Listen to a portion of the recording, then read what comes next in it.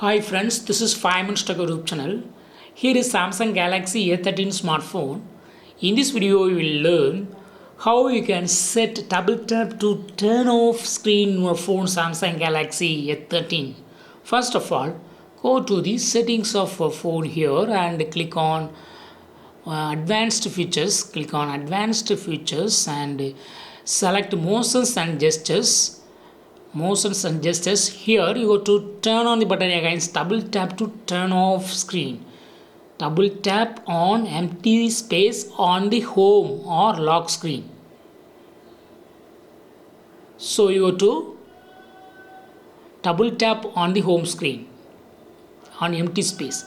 It is noted that you should double tap on the empty space and it will be locked. See here, if this is home page, you go to double tap on empty space.